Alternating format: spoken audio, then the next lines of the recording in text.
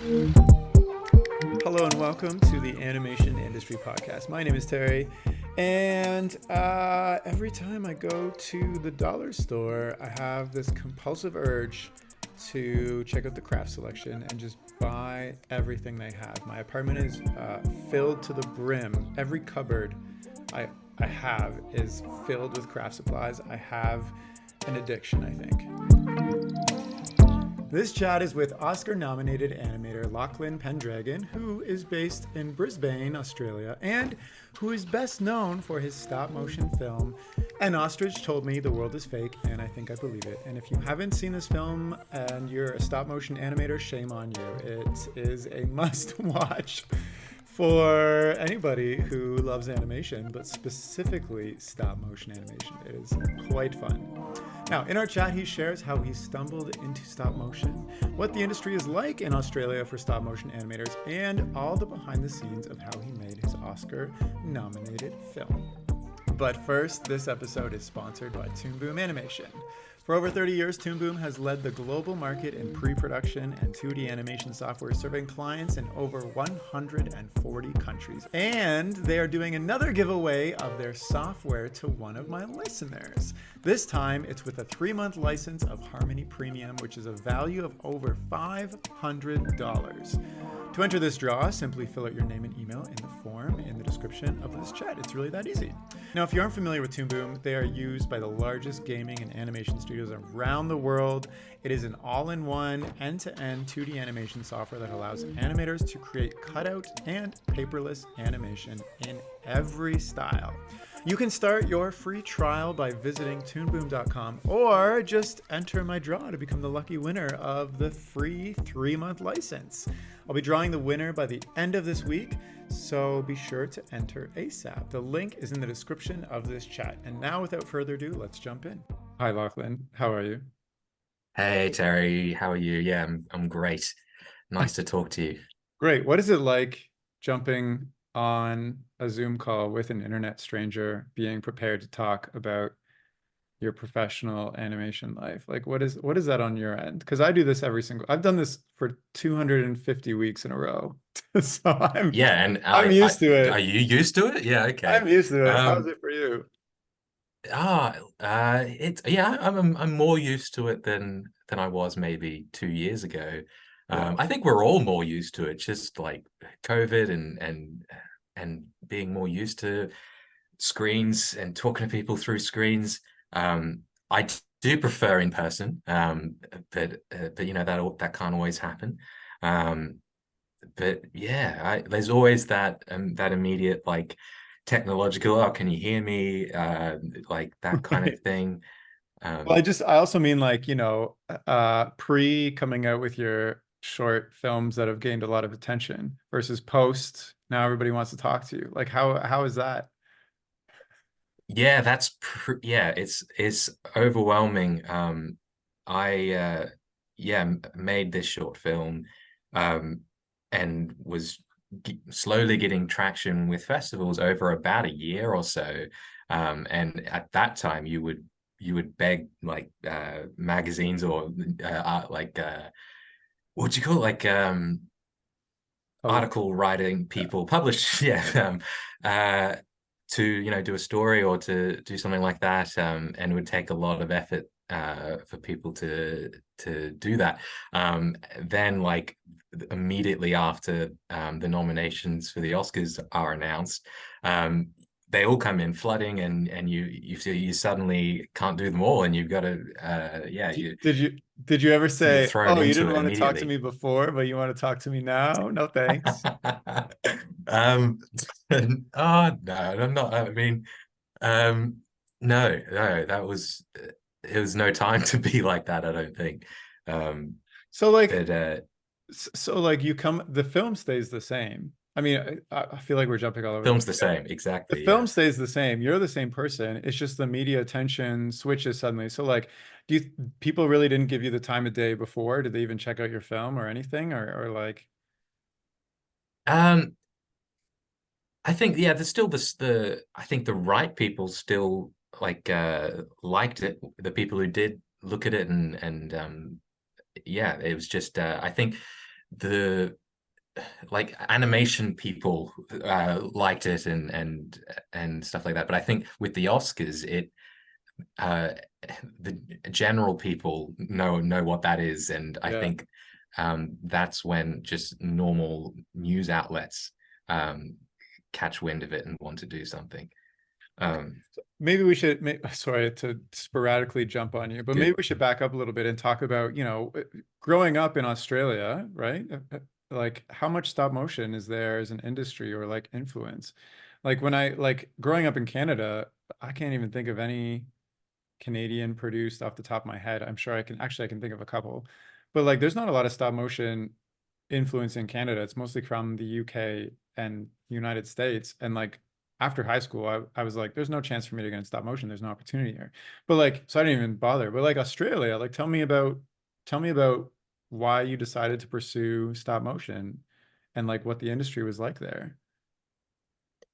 Yeah, I pursued stop motion in a kind of roundabout way. It definitely wasn't, oh, there's so much money in stop motion. That's where I want to be, that Oh, kind of every thing. Oscar nominated film is in stop motion.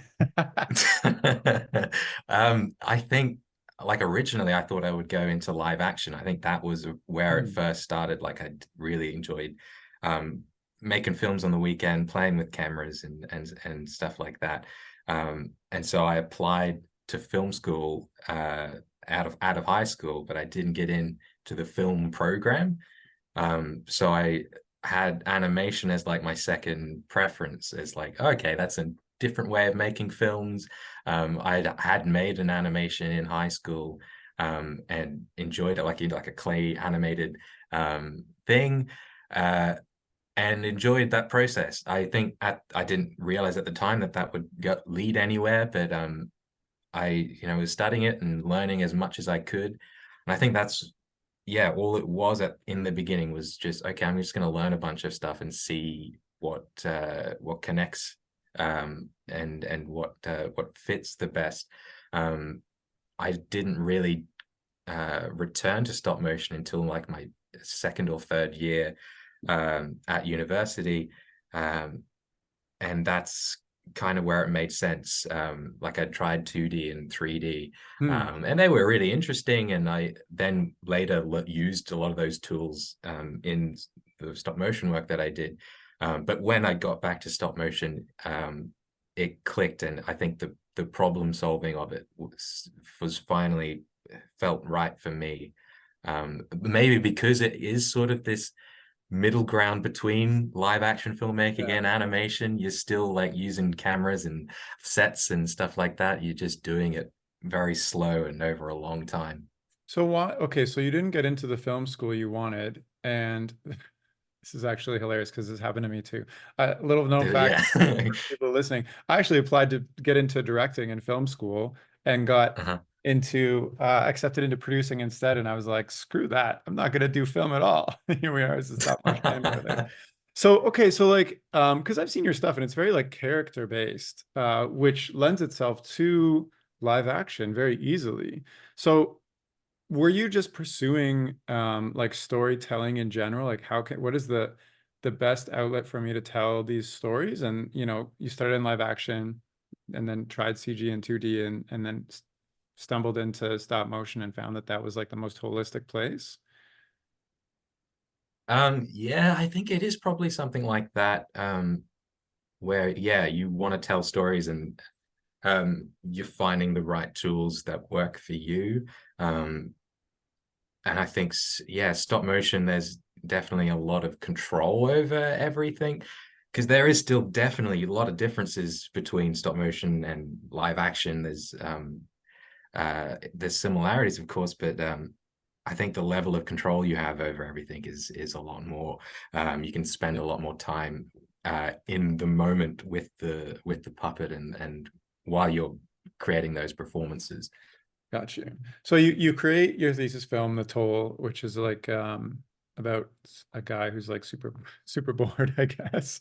Yeah, yep. And you graduate, and then what happens? So like you've got this Yeah. thesis film in stop motion, you've created this thing.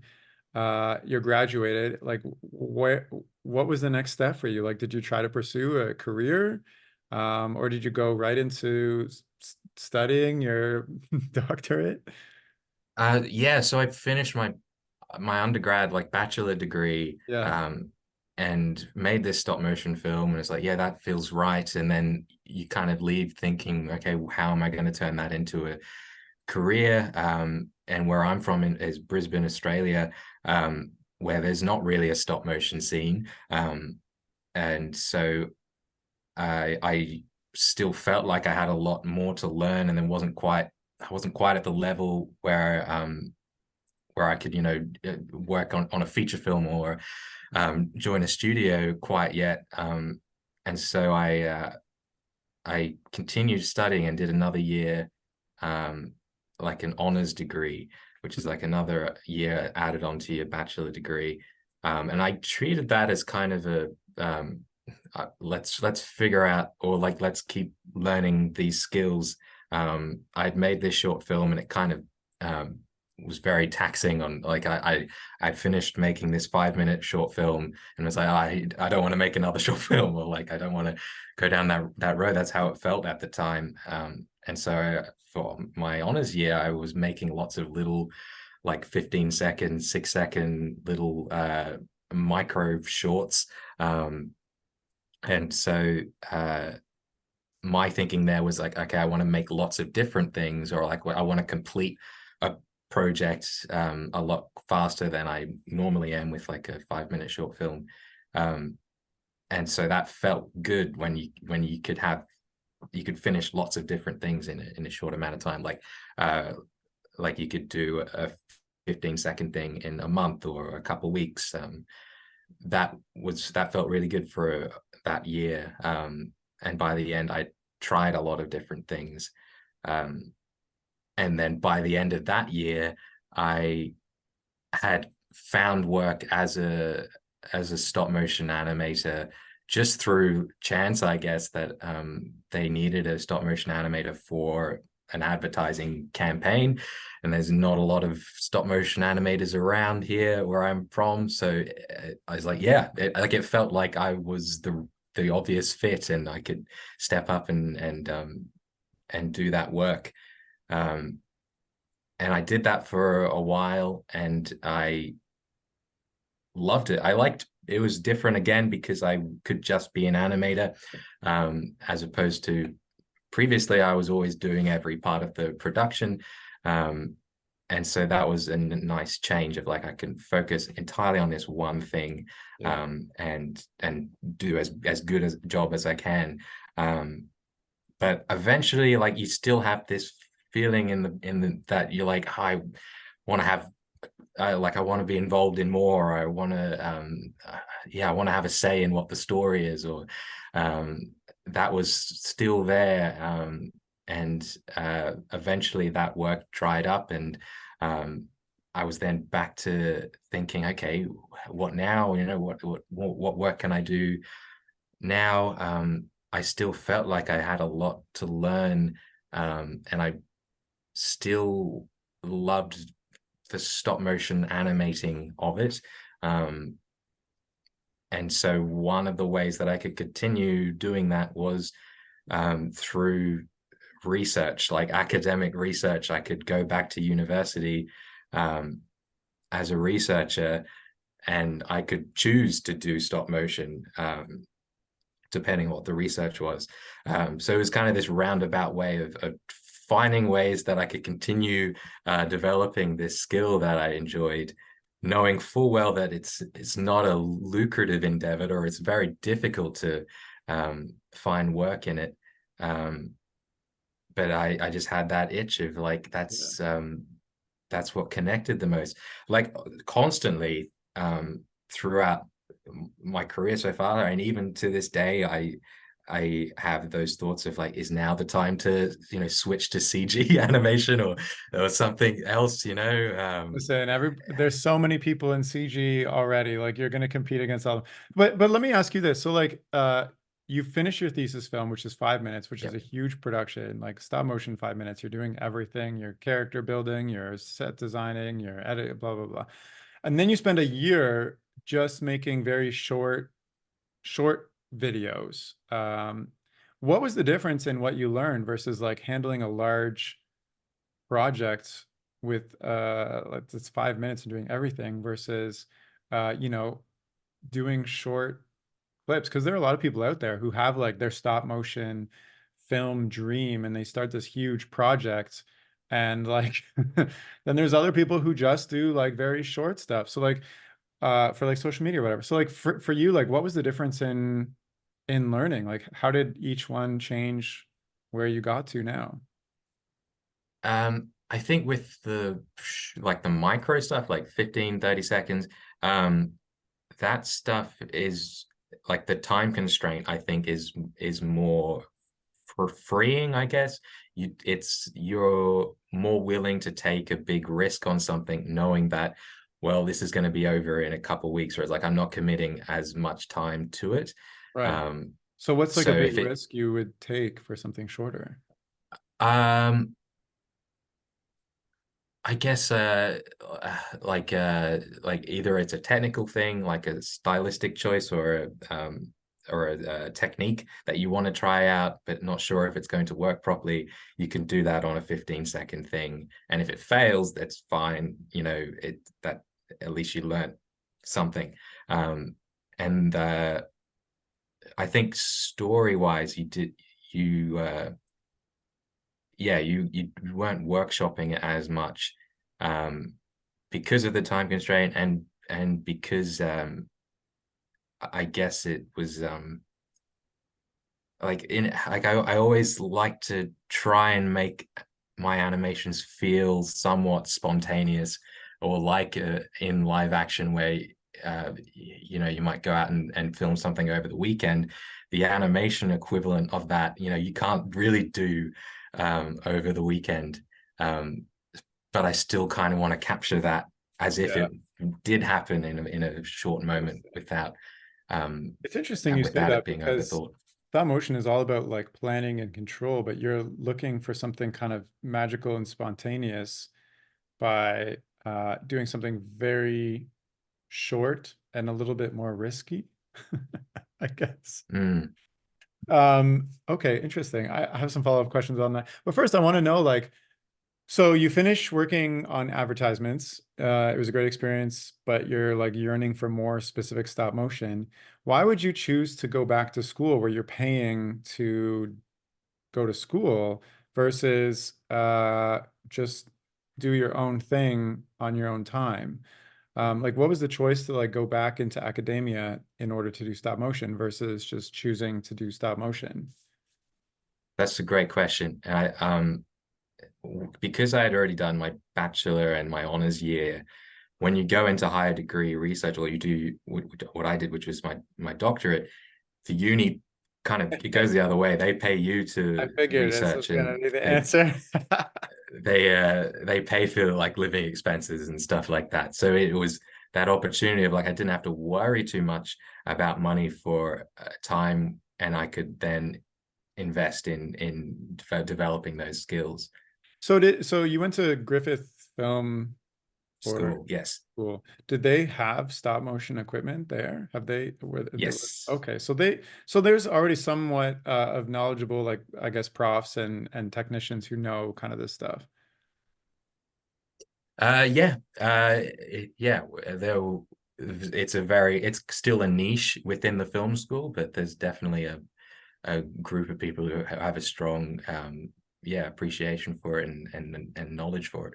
Got you. So what is okay, so I guess another question is what were you researching in the program? Like I know you obviously produced like an ostrich told me the world is fake and I think I believe it. Is that Almost right? there, almost. Yeah, yeah, good. Off the top of my head.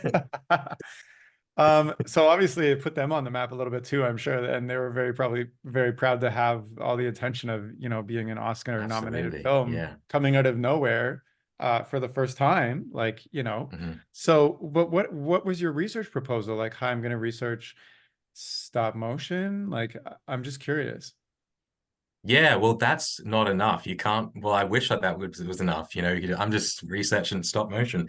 I knew it was going to be related to stop motion in some way, and so that's kind of where it started. Was okay. I'm a researcher now. What does that mean?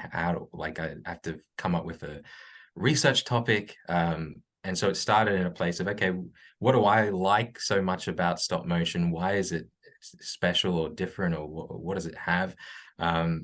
That that other mediums don't have, or uh, and then into that was I guess this fear, whether it's irrational or not, but CGI is getting very, very good, and it can replicate a stop motion aesthetic quite well.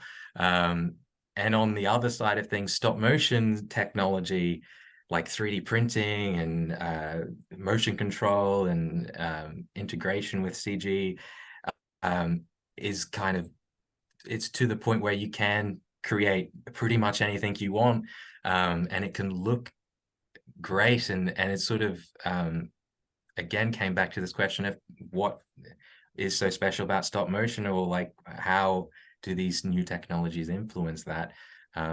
Because in my work I use a lot of 3D printing and stuff like that, and so I was very conscious of retaining like the handmade qualities and that tactile charm, which was part of what was so special about stop motion. I mean, this is a question I ask myself every day that I do stop motion, because essentially, like stop motion and CG, the CG can replicate stop motion to that sometimes I can't even tell. And like I've even seen CG animators like animate, like it looks like somebody behind the scenes animating a stop motion over a time lapse, and it's all Really? CG. I don't know if you've seen that, uh but like somebody's been doing that recently. We're like tricked you. It's not actually a stop motion time lapse of somebody animating this puppet. It's actually all CG, oh which is no. crazy. So, but you actually researched this, and so I'm curious to like hear, what are, I guess, maybe like to the layperson, what are the qualities that they appreciate in stop motion, if, you know, if the medium is the message, like if it's CG versus 2D versus stop motion, like what are those qualities that somebody is like, oh, I really love this because it's stop motion? Like, what is that?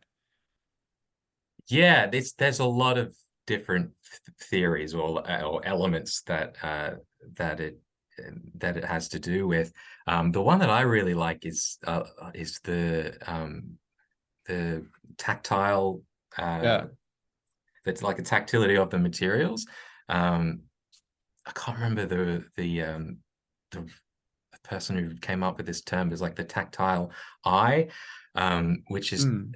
is talking about how materials, or like looking at materials with that tactility, they like beckon to be touched, or like they, when you see something that, or material that you're so familiar with, they almost have a quality where you just can't help it. You want to reach out and grab it or play with Right. it, Like when you watch or those figure like out how it people, works. those kids playing with slime videos on social media, and you're like, wow, I really want to squish that stuff, even Yeah, though I exactly. And I can't. think that has some charm to it. Or like Mm.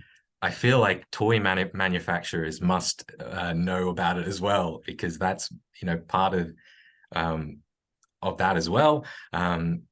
Stop motion has that affiliation with like miniatures and miniature objects, and that has a lot of appeal to it.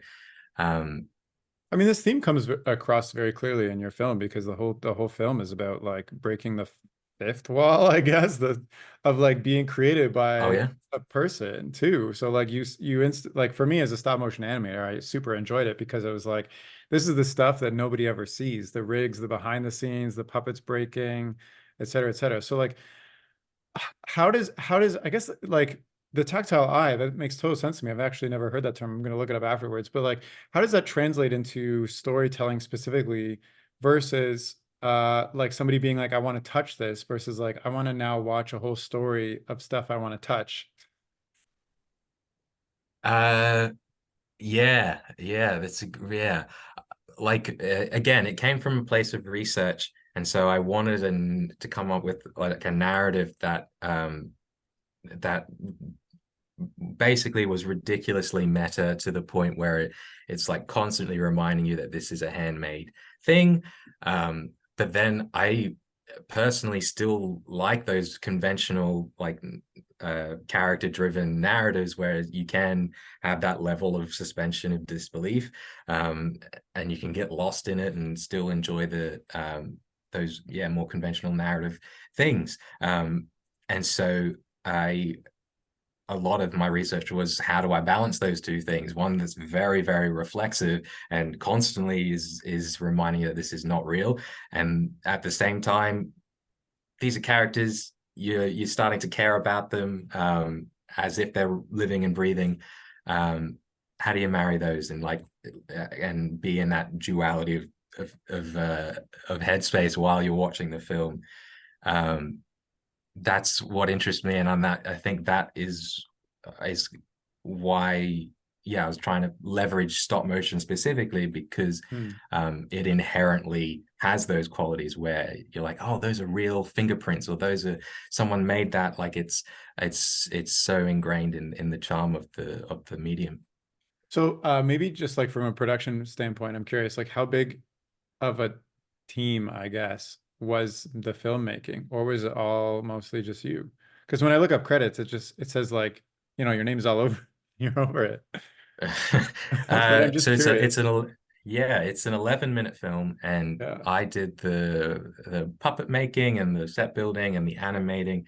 I directed it, I wrote it, I did the voice of the main character as well. And I also had, which I guess is one of the more important things, is I had two supervisors from the university who were with me the entire way. So I was always, um, having a weekly basis, having these meetings, and that's where I was bouncing ideas around, and that's was a big part of that creative process. Wow. I mean, congratulations. So like, okay, so I think that's incredible. 11-minute film for one person, and to do the extent of what you did. It also took 3 years. This is the other But part of it. still, So the extent yeah. of what you did and to the level where you did, and obviously, it's got all this recognition.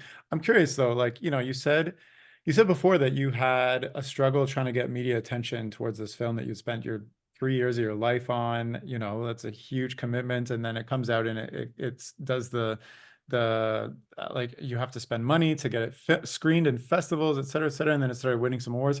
Tell me about the journey of getting Oscar nominated. Like, not, I'm just curious, like, as somebody who's never been Oscar nominated, like how does that go? Like, obviously you have to win some qualifying festivals, but like, what is the process like of that experience? Yeah. Yeah, like you you don't set out as a researcher or a student filmmaker thinking, yeah, this is going to the Oscars. Like that's definitely not the process. And So so when I what were you hoping happened to it afterwards? oh, honestly, like when we finished the film, I remember having a meeting with my supervisors thinking, okay, the film's done. I like it. And there was this feeling of, is this gonna even get into a festival, or like, where is this too strange or weird? The film has a lot of distracting stuff happening around the borders. And there was always that fear, like this is going to be too much, or uh it's too strange or too distracting. And so originally it was about, let's look for some maybe niche, obscure festivals that might accept this. Because part of this was I needed a publication requirement for my doctorate, which one of the ways you can do Right. that is through having your work, which is my short film, published through a festival exhibition.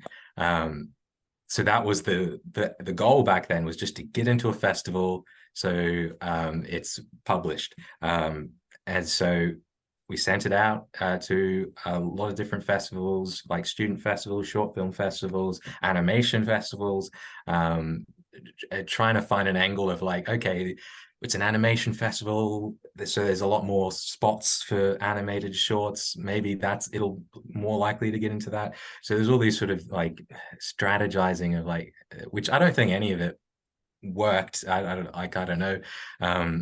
But yeah, we sort of sent it out, and months go by, um, and I remember we got like one or two festivals here or there.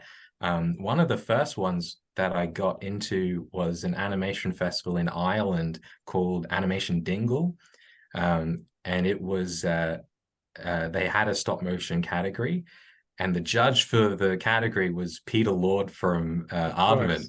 Aardman. And so just to know that he watched the film was like this big moment of one of your heroes, like a rock star like Right, him, had right. watched your film. I even read Um, from an article him like commenting on it, which is really he cool. did. Yeah, he said, this is done with immense flair and inventiveness. The voices are great. And for me, tonally, it doesn't put a foot wrong, just clever and funny. And I've memorized that Yeah, because I could I've read tell. it over and over. Because that was that moment of like this film connected with someone like that. And Yeah. because up until that point, it felt like a failure in a way of like Mm. or to me, it's like it didn't feel like the film that I set out to make, or that it wasn't to the standard that I wanted, or um and I think that happens sometimes when you get to an end of a project and you're just sick of it. Um, uh, so I think that's important. Is like still put it out, still see what happens, because I had no idea that this was coming around the corner. Um, but yeah, that was really cool. Like being a stop motion animator from my neck of the woods in Brisbane, Australia, you kind of never think you'll have anything to do with like the big epicenters of stop motion like Aardman or Leica, or so to kind of be in those circles, or like knowing those people are watching your work, is daunting and also really cool. Like I definitely wasn't, and I'm glad I wasn't thinking about that while I was making the film. Yeah, right. What is um Peter Lorre gonna think of this? When yeah, he sees it. exactly. When he inevitably judges it later. Yeah. Okay, um okay. So like so so that like was, how did you find out you were Oscar nominated at that point? So you got into some yes. festivals, and like, you won some things. How did you how does that go? Does Mr. Oscar himself send you an email? uh No, I it's so you have to have an eligible award, is the first step. Um and so yeah, there's lots of festivals that have these eligible categories that if you win an award, you can then submit to the Oscars. The one that I won was the Melbourne International Film Festival. I won the Best Australian Short Film. Um, and so that makes it eligible. I also went to this Student Academy Awards, where I won the gold medal for animation, and Yeah. that also makes it eligible. So double Nice. eligible, and so you use that as your, I guess, ticket to submit.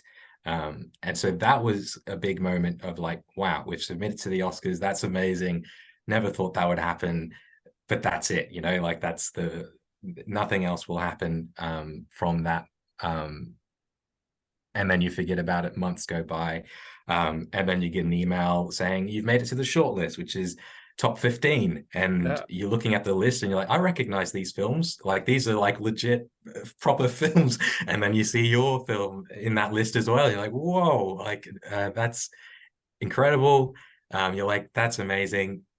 That's it though. It's not going to go further than that.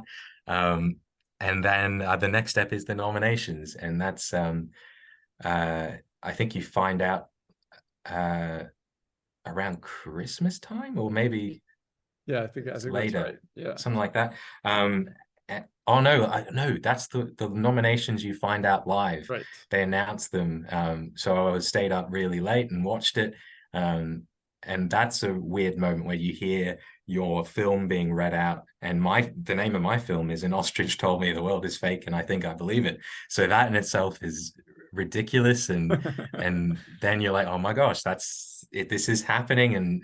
Um and then from that moment forward, it just becomes this crazy circus of uh of people wanting to do interviews or to Like, meet was your me. inbox blown up the next day? Like you went to bed and then woke up Like and you had I didn't go to bed. That was probably a mistake. I was up Um, So what did it feel? uh, It's just like, you watch somebody announce your film's name, and then mm. suddenly all the contact information you've put out there is blowing up. Yeah, yeah. And I think what you're supposed to do is you have a team around you, or at least like a publicist or something, where the emails go to. But was all funneling to me. And so it was just like overwhelming. And that did not stop for a couple months, Wow. where it was just like yeah, unreal and amazing as well. Like I had like animators from Australia, like Adam Elliott, who won an Oscar for his short film. He reached out and we had a lovely conversation and invited me to his studio. And it's like, oh great, I got to get to come down and visit his studio and stuff like that. So that was unreal. And those sort of yeah things that all of a sudden you're meeting all these people that you look up to and you're constantly reminding yourself to be like, isn't this great, like this is. And in between like responding to emails and doing interviews and yeah, Wow. it was a crazy time. I mean, that sounds amazing and like such a joy to experience, I guess. Like just listening to you talk sounds like it was just amazing. I'm wondering, like, okay, so you're spending 3 years in the drudges of making this short film in school. You put it out there. You're kind of disappointed at first. Nothing happens. Then slowly momentum builds, excitement, et cetera, et cetera. Like, how does this? And you also mentioned like, is it time to go into CG? Does this whole experience not give you more motivation to go harder on stop motion specifically, or are you just more interested in storytelling and stop motion happen to be the outlets for what you created? I really care deeply about stop motion, but the story is also the thing Yeah. that people are going to care about, like probably more than I care about stop motion. Like I think like do just normal everyday people care that much about No. stop motion? I don't know. Maybe not, but I think yeah, that story is probably the thing that matters most. Or Yeah, um, it's true. You're 100% right. It doesn't matter what medium it is. Even if it looks amazing, but the story's not there, people are not going to care. yeah. But in saying that, really like stop motion. So then, um, okay, so yeah, I mean, me too. But like, what's happened since? This is a years, like, you spent 3 years during COVID, et cetera. Then months, a whole year for the Oscar nominations to go by. That's already passed. Like now it's further on. Like, I guess, like what's happened since? I'm curious. I mean, obviously, well, I know you've done a couple projects in stop motion since, but like, has the Oscars helped kick off a career for you in stop motion specifically? yeah, yeah, definitely. Like it's the best possible outcome, I think. Great. That's So amazing. yeah, yeah, it's that moment where I have to think more about those big goals or dreams or those things that I thought would take 10 years or however long, um, those kind of big dream projects. What are those? Because now's the time to Yeah. start making those a reality, which definitely wasn't the case when I finished this film. um, I think the dream for me has always been like feature animation, like longer narratives. um, and I think when you see the short film, it kind of feels like it wants to be a longer thing, or it's uh yeah, it's strange because I've done the micro stuff as well, which is like 15 seconds. Um and so yeah, it's kind of strange that I've gone very small short films and longer, but yeah, I think the stories that I want to tell need to be longer in some way, or like I feel like I want to tell longer stories. And like the nouns short that I did for for the Nouns short festival, that was 30 seconds. And I was like, okay, I've only got 30 seconds. And I think the short that I ended up making kind of implied a much larger like story. Like it felt like you're channel surfing and you sort of land on this 30-second moment, which was kind of what the what I wanted to make. So is so Uh, like okay, so the Nouns Project or the Nouns Shorts Festival, um, s- like was that a direct result of like, all the momentum that you had from the previous short that you had? Like, tell me about how you pitched that because I know they did like a call for submissions, and then like I think like you could vote or people could vote on what like I don't know, just tell me about the whole experience, I guess.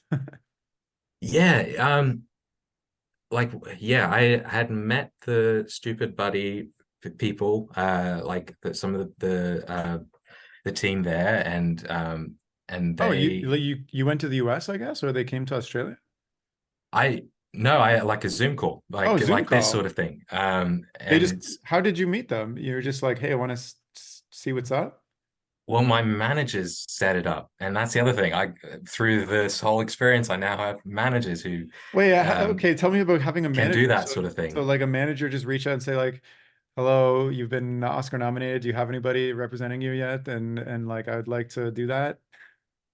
Well, yes, but for that was at the Student Academy Awards. It happened at that stage when we were talking, and I was trying to figure out, okay, what's a manager and how's that what does that mean? And that's how new I was to Hollywood and how that all works. Um, um, and so yeah, we would had meetings every now and then, and it wasn't until the Oscars came around that yeah, they finally were. I said, yeah, let's do this, and they were representing me, and from that point, they would set up meetings Nice. and yeah, it was a really uh, awesome and helpful, and particularly when I was over there, um, like before the Oscars.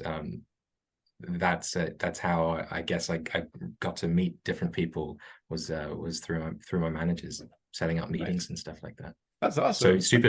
Stupid Buddies was one of those, and they loved the film, and that was really cool. And we got a chat, and they told me about this project that they're working on, which was this Nouns short festival, where it's kind of like this crowd-funded sort of festival um, where yeah, the audience kind of votes on what they want to see made, and then those people get money and they make their thing that they want to make, and that was pretty freeing, I guess. Like for me, I hadn't animated um, since my short film, which was like over a year at that point. And so I wanted to feel like an animator again. You Um, wanted to uh, animate cloth blowing in the wind for 30 seconds. for 30 seconds. Yes, yes, I did. um, yeah. Uh, and it was like a crazy, like that was right in the thick of it as well. Like um, So I okay, so like okay, so I guess for people who haven't seen your noun short is there's like a dead jellyfish person and there's mhm, like a policeman standing kind of off frame and then there's like a shark detective wearing yes, a scarf standing there and just for 30 seconds like rambling on about how they're going to solve this yep, mystery and then they just go into the water at the end and then the policeman is like, okay. yep. Sorry, That's the short. Yes, that's to spoil your whole very film. good. But Yeah, I'm yeah, just yeah. curious, like you're not at school anymore. You don't have those resources anymore. It's been a while. Now you have a manager, and then suddenly you get funding to make a short film. Like what you just like, great, now I'm gonna make a studio and make this thing quickly. Like tell me about the whole process. Also, having an audience and asking them what they want seen and then creating those things is sounds like a really smart idea, actually. Like hey guys, we're doing a film festival. What do you guys want to see? Here's some ideas. And then people were like, this one, Yeah, that and one. then And then you you all make it. vote, and then yeah, yeah, it's really cool. And the people who contributed as well. There's so much variety and a lot of stop motion as well, which is cool. Yeah, I think almost every other stop motion animator that made something for that I've had on this podcast, like Adam Taylor. Oh yeah, yeah. They had like Patagraph and like Autograph, yeah. Oh, Ainsley he Henderson. Autograph hasn't come on. Um, Waiver, yeah, yeah, yeah. Yeah. yeah, I well, yeah, mean, Waver, yeah. yeah, yeah, yeah. It was I mean I was following it when it came out because like everybody I follow on social media was like, I'm making this thing, and it was so fun to like watch. Anyways, so tell me about that experience. You don't have the resources of school anymore. You have a manager, and then suddenly you're like, now I have to make something. Yeah, it was a real challenge because also back when I was a student, you had a lot more time. Like you could block out a week and just animate nonstop. I think it was the first time I was like, that's not going to happen anymore.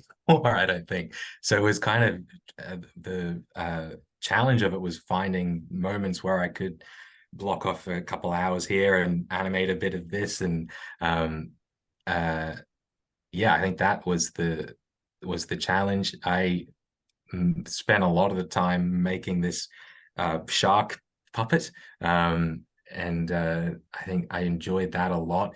Um, and then yeah, the idea is like you described. It's kind of it's not really a story. It's this sort of moment that implies a larger story. Um, uh, and I think if you think about it any longer, it kind of falls apart of like, why is this detective shark? Like, well, how does that work? I don't know, it made sense to me. You Yeah, see dead jellyfish washed up on the beach, and then it's like, right. well, this is a crime scene, obviously.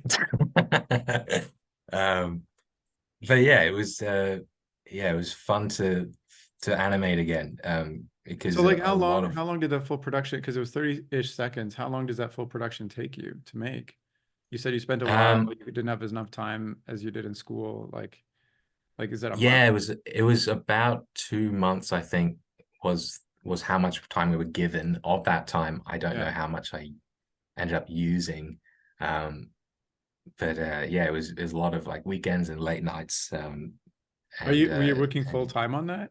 Or were you no, no, Oh, it was kind of like anytime I had free time, I kind of did that.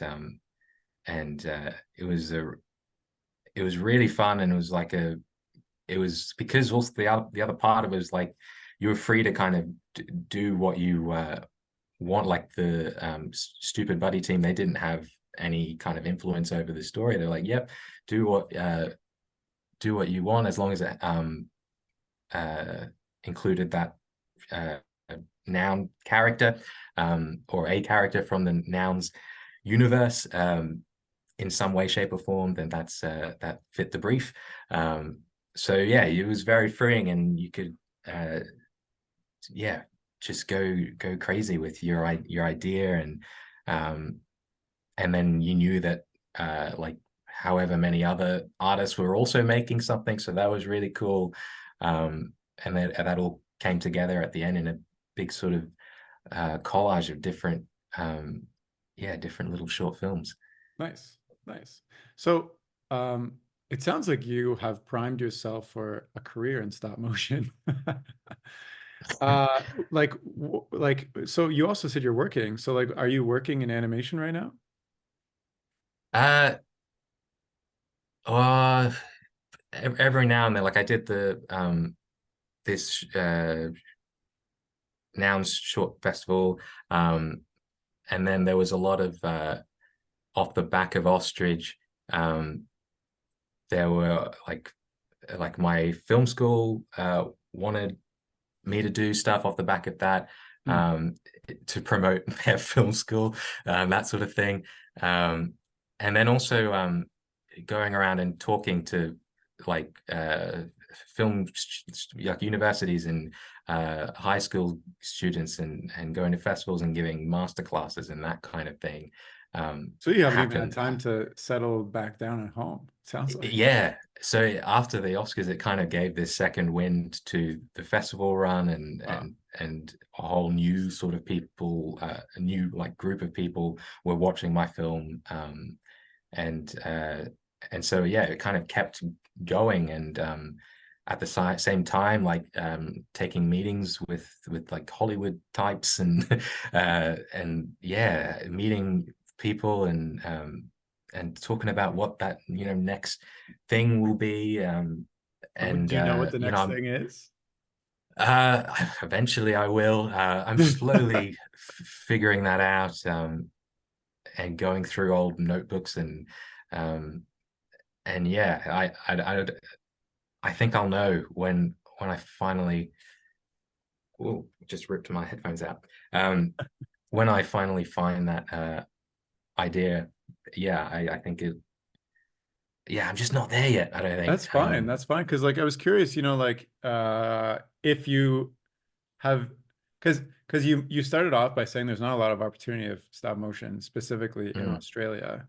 Um, and if you were going to continue this path in Australia or deciding to work at a studio internationally or, stay in out, like, I don't know, but it sounds like you're kind of just open to like letting the future come to you right now, which is a very yeah, interesting well, stage to if be you at. look at my journey so far, you can't really plan that. And so Right. I don't like to plan it out too much, just because you don't know what, like, even the Nouns Short Film Festival, like that's such a strange opportunity that comes your way.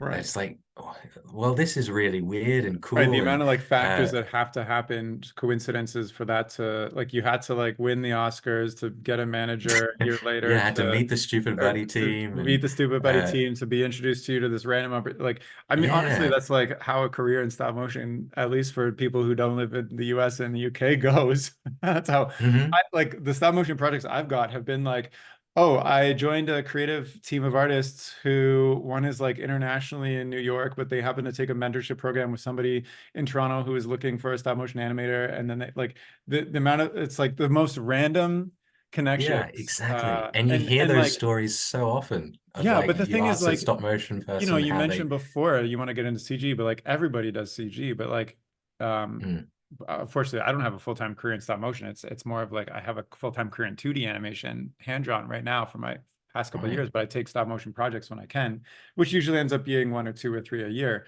But like because it's so niche, not a lot of like everybody in my life, extended family, people I met like 10 years ago, everybody knows I'm do stop motion. Like people like come out of the cracks. Like people were sending me your like the trailer for your video that I hadn't Oh talked to yeah. in years, being like, "Hey Terry, have you seen this thing?" I'm like, "Yeah, it's because I saw it immediately when it came out because I follow this stuff." Versus like you're already late to the game, but like everybody knows you do stop motion. And so like Mm, you get those weird, strange opportunities because of the weird, strange connections you have because people are just like, oh yeah, Lachlan does stop motion. I should get in touch with Lachlan. So mm. yeah, but I guess like maybe my final question for you is like, so you've done a lot of academia world. Um, and then for the last, I guess, like year or so, you've been kind of just like seeing where your future takes you. But like that takes like a certain mentality to get through that. Like, all the opposing forces of the world are saying like take a stable full-time job, figure out your career, like, all these things. And like even to pursue stop motion storytelling and to go back to school so you can just specifically do that for 3 years. And then like, just how like you've been able to treat your pursuit of this craft with a certain mindset that would get you to the Oscars in the first place. Not that you're like super anxious trying to, I don't know, trying to create something you think is going to be like socially media, popular, etc. Like, I guess this is a very rambly question of saying like, what is the mentality you've had that's like pushed you through all these obstacles and all these years to like be in this state where you can create really creative stuff and like pursue storytelling in the way that you want to. Yeah, that's a great question. I think yeah, every time I do have that thought of like, oh, is now the time to switch to something else or to yeah, I think it comes back to, okay, I could spend time uh starting from scratch on a new medium, whether it be CG or a completely different field. I could also spend that time continuing to invest in stop motion. Because yeah, I think like in my early 20s making the Ostrich film, it was more like, okay, I'm investing in these skills now, hoping that eventually they will pay off. I think Yeah. that that is the mentality there. I think it's like um because in animation it's a very difficult skill and it just takes an insane amount of practice. um there is that sort of you just are just practicing and doing whatever you can to continue investing in learning, and that's never going to stop, really. That's Yeah. there's always more to learn, and uh, like all the other skills like 3D modeling and stuff like that, that's all filtered back into the work that I do, like 3D printing, um, and I'm learning a lot of like post-production stuff at the moment, like match moving um, and stuff like that, and very interested in like the virtual production buzz at the moment as well, and like what's that about and how could that be used for what I'm doing. It feels like something Leica would be doing now, of like virtual production for stop motion. Like it feels like a very Leica thing, maybe.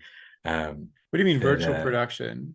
Oh, like like an LED screen wall, like a Oh, I Mandalorian see. I type see. thing, but for stop motion. Um, I mean, like maybe, yeah, sure. I'm sure I mean, they're working on a feature film right now over there, so they are, yeah. they're sure they're doing some But stuff we like have like not in seen. terms of like technical innovation, I Yeah. always look to them because they're always Oh, of course. using crazy technology, doing um cool I stuff. think it's interesting that you're like, I'm gonna invest in this one streamlined path because that's gonna hopefully pay off more in the future than uh, stopping and starting to invest in a different, more, I guess, commercially viable path, if that makes sense. I mean, not to say that stop motion is not commercially viable, but like CG, for instance, like everybody's doing CG versus Yeah, and I like think not that is everybody's doing part stop of it. Is motion. like at least this is a point of difference. Like it is a unique kind of thing. Like when someone does want stop motion, um, there's, I guess, yeah, there's a smaller pool, but at the same time, I want there to be more stop motion animators in so yeah, that's why I like doing the master classes and the Yeah, talks and stuff like yeah. that, um, to kind of, yeah, do what I can with this moment of um, yeah, of people talking about my film, and particularly with, yeah, high school kids and film students and stuff like that, of like, hey, give stop motion a go, and then maybe, well, yeah, the one or two of those people will be like, this is for me, and then yeah, that's my selfish dream of wanting more stop motion animators in my neck of the woods. um yeah.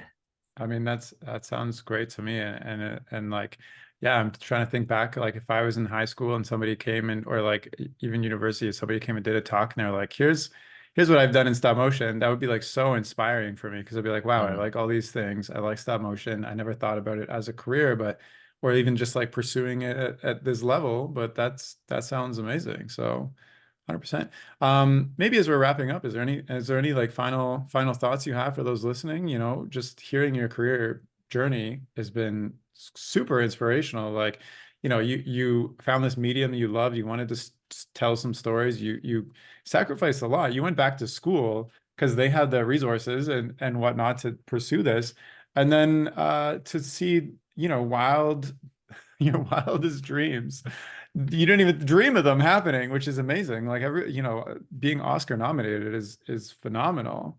And like millions of people have seen I'm sure millions of people have seen your short. Like I went to the theater to see it. So, Yeah, how is there crazy any, is that? you know, Yeah. and you know, you like even you said you want to inspire maybe one or two other people out there. Is, you know, maybe if somebody's listening right now, is there something you'd say to them?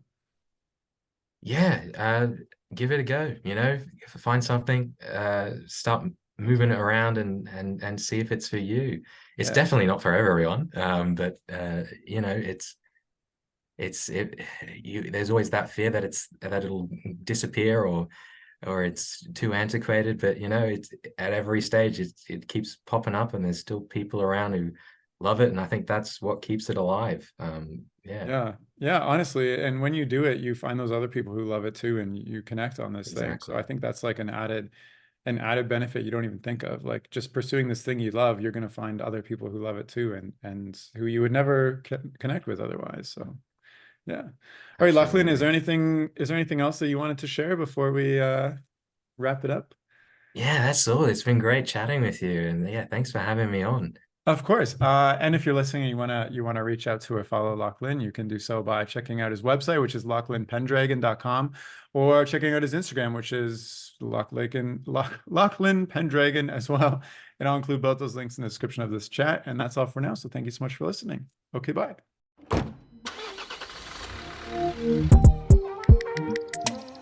The music for this podcast was composed by Willem Mendo and the graphics by Luhan Wang. I encourage you to look them up if you've enjoyed their work.